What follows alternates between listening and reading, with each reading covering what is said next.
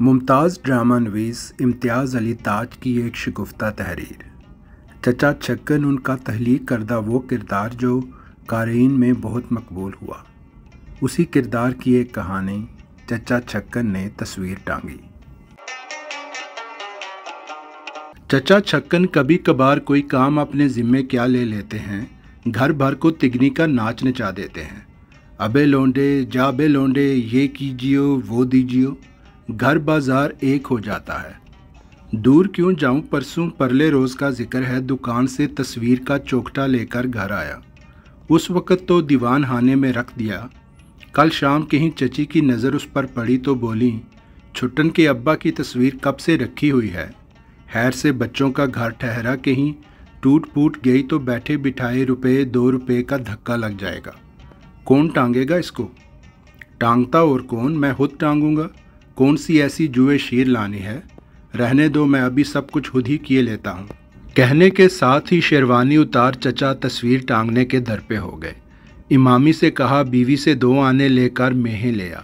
ادھر وہ دروازے سے نکلا، ادھر مودے سے کہا مودے مودے، امامی کے پیچھے جا کہیو 3 انچ کی ہوں میہیں، بھاگ کر جا لیجیے اسے رستے میں ہی۔ لیجیے تصویر ٹانگنے کی داغ بیل پڑ گئی، اور اب آئی گھر بھر کی شامت۔ ننے کو پکارا، او ننے جانا ذرا میرا ہتھوڑا لے آنا۔ بنو جاؤ اپنے بستے میں سے چفتی یعنی لکڑی کی تختی نکال لاؤ، اور سیڑھی کی ضرورت بھی تو ہوگی ہم کو۔ ارے بھئی للو، ذرا تم جا کر کسی سے کہہ دیتے سیڑھی یہاں آ کر لگا دے، اور دیکھنا وہ لکڑی کے تختے والی کرسی بھی لیتے آتے تو خوب ہوتا۔ چھٹن بیٹے، چائے پی لی تم نے؟ ذرا جانا اپنے ان ہمسائے میر باقر علی کے گھر، کہنا ابا نے سلام کہا ہے اور پوچھا ہے آپ کی ٹانگ کیسی ہے، اور کہیو وہ جو ہے نا آپ کے پاس، کیا نام ہے اس کا، اے لو بھول گیا، پلول تھا کہ ٹلول، اللہ جانے کیا تھا، خیر وہ کچھ بھی تھا تو یوں کہہ دیجیے کہ وہ جو آپ کے پاس آلہ ہے نا جس سے سیدھ معلوم کرتے ہیں، وہ ذرا دے دیجئے، تصویر ٹانگنی ہے۔ جائیو میرا بیٹا، پر دیکھنا سلام ضرور کرنا، اور ٹانگ کا پوچھنا نہ بھولنا، اچھا؟ یہ تم کہاں چل دیے للو؟ کہا جو ہے ذرا یہیں ٹھہرے رہو، سیڑھی پر روشنی کون دکھائے گا ہم کو؟ آ گیا امامی، لے آیا میہیں، مودہ مل گیا تھا، 3 انچ کی ہے نا؟ بس بہت ٹھیک ہے۔ اے لو، ستلی منگوانے کا تو خیال ہی نہیں رہا، اب کیا کروں؟ جانا میرے بھائی، جلدی سے ہوا کی طرح جا اور دیکھیو بس گز سوا گز ہو ستلی، نہ بہت موٹی ہو نہ پتلی، کہہ دینا تصویر ٹانگنے کو چاہیے۔ لے آیا؟ او ودو کہاں گیا؟ ودو میاں، اس وقت سب کو اپنے اپنے کام کی سوجی ہے، یوں نہیں کہ آ کر ذرا ہاتھ بٹائیں۔ یہاں آؤ، تم کرسی پر چڑھ کر تصویر مجھے پکڑانا۔ لیجئے صاحب، خدا خدا کر کے تصویر ٹانگنے کا وقت آیا، مگر ہونی شدنی۔ چچا اسے اٹھا کر ذرا وزن کر رہے تھے کہ ہاتھ سے چھوٹ گئی، گر کر شیشہ چور چور ہو گیا۔ ہے کہہ کر سب ایک دوسرے کا منہ تکنے لگے۔ چچا نے کچھ خفیف ہو کر کچیوں کا معائنہ شروع کر دیا۔ وقت کی بات، انگلی میں شیشہ چبھ گیا، خون کی تللی بن گئی۔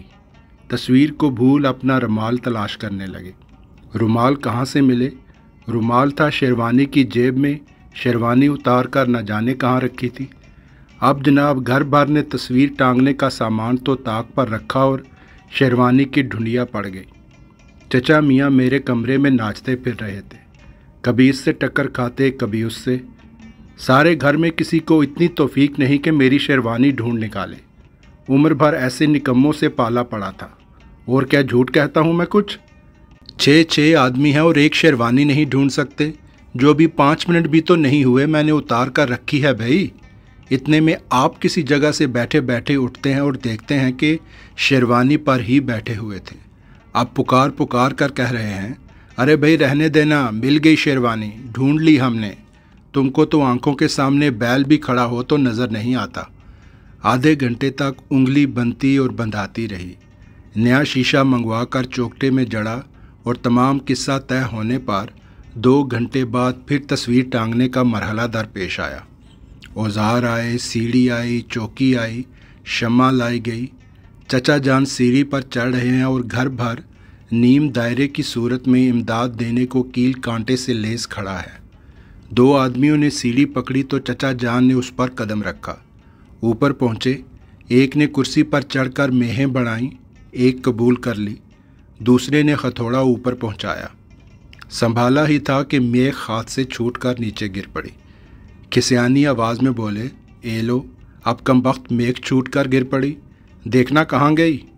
اب جناب سب کے سب گھٹنوں کے بل ٹٹول ٹٹول کر میخ تلاش کر رہے ہیں، اور چچا میاں سیڑھی پر کھڑے ہو کر مسلسل بڑبڑا رہے ہیں، ملی؟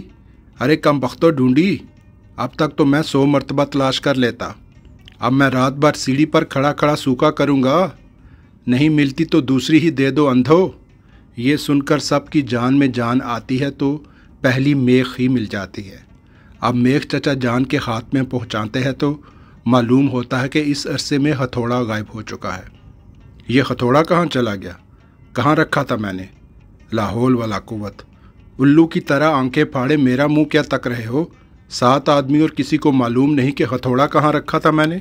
بڑی مصیبتوں سے ہتھوڑے کا سراغ نکالا اور میخ گڑنے کی نوبت آئی۔ اب آپ یہ بھول بیٹھے ہیں کہ ناپنے کے بعد میخ گاڑنے کو دیوار پر نشان کس جگہ کیا تھا۔ سب باری باری کرسی پر چڑھ کر کوشش کر رہے ہیں کہ شاید نشان نظر آ جائے۔ ہر ایک کو الگ الگ جگہ نشان دکھائی دیتا ہے۔ چچا سب کو باری باری الو گدھا کہہ کر کرسی سے اتر جانے کا حکم دے رہے ہیں۔ آخر پھر چفتی لی اور کونے سے تصویر ٹانگنے کی جگہ کو دوبارہ ناپنا شروع کیا۔ پھر ستلی سے ماپنے کا ارادہ رکھتے ہیں۔ سیڑھی پر 45 درجے جا زاویہ بنا کر ستلی کا سرا کونے تک پہنچانے کی فکر میں ہے کہ ستلی ہاتھ سے چھوٹ جاتی ہے۔ آپ لپک کر پکڑنا چاہتے ہیں کہ اسی کوشش میں زمین پر آ رہتے ہیں۔ کونے میں ستار رکھا تھا، اس کے تمام تار چچا جان کے بوجھ سے یکلہت جنجنا کر ٹکڑے ٹکڑے ہو جاتے ہیں۔ اب چچا جان کی زبان سے جو منجھے ہوئے الفاظ نکلتے ہیں سننے کے قابل ہیں، مگر چچی روک دیتی ہیں اور کہتی ہیں، اپنی عمر کا نہیں تو ان بچوں کا ہی خیال کرو۔ بہت دشواری کے بعد چچا جان اثر نو میخ گاڑنے کی جگہ معین کرتے ہیں۔ بائیں ہاتھ سے اس جگہ میخ رکھتے ہیں اور دائیں ہاتھ سے ہتھوڑا سنبھالتے ہیں۔ پہلی ہی چوٹ جو پڑتی ہے تو سیدھی ہاتھ کے انگوٹھے پر۔ آپ سی کر کے ہتھوڑا چھوڑ دیتے ہیں، وہ نیچے آ کے گرتا ہے کسی کے پاؤں پر۔ ہائے ہائے اوفو، او مار ڈالا شروع ہو جاتی ہے۔ چچی جھل بن کر کہتی ہیں، یوں میخ گاڑنا ہوا کرے تو مجھے 8 روز پہلے خبر دے دیا کیجیے، میں بچوں کو لے کر میکے چلی جایا کروں، اور نہیں تو کیا۔ چچا نادم ہو کر جواب دیتے ہیں، یہ عورت ذات بھی بات کا بتنگڑ ہی بنا لیتی ہے، یعنی ہوا کیا جس پر یہ تانے دیے جا رہے ہیں؟ بھلا صاحب کان ہوئے، آئندہ ہم کسی کام میں دخل نہ دیا کریں گے۔ اب نئے سرے کی کوشش شروع ہوئی۔ میخ پر دوسری چوٹ جو پڑی تو اس جگہ کا پلستر نرم تھا، پوری کی پوری میخ اور آدھا ہتھوڑا دیوار میں۔ چچا اچانک میخ گڑ جانے سے اس زور سے دیوار سے ٹکرائے کہ ناک غیرت والی ہوتی تو پچک کر رہ جاتی۔ اس کے بعد اثر نو چفتی اور رسی تلاش کی گئی اور میخ گاڑنے کی نئی جگہ مقرر ہوئی، اور کوئی آدھی رات کا عمل ہوگا کہ خدا خدا کر کے تصویر ٹنگی، وہ بھی کیسی؟ ٹیڑھی، اور اتنی جھکی ہوئی کہ جیسے اب سر پر آئی۔ چاروں طرف گز گز بھر دیوار کی یہ حالت گویا چاند ماری ہوتی رہی ہے۔ چچا کے سوا باقی سب تھکن سے چور نیند میں جھوم رہے ہیں۔ اب آخری سیڑھی پر سے دھم سے جو اترے ہیں تو کہاری غریب کے پاؤں پر پاؤں۔ غریب کے چھالا تھا، تڑپ ہی اٹھی۔ چچا اس کی چیخ سن کر ذرا سراسیمی ہوئے، مگر پل بھر میں داڑھی پر ہاتھ پھیر کر بولے، اتنی سی بات تھی، لگ بھی گئی، لوگ اس کے لیے مستری بلوایا کرتے ہیں۔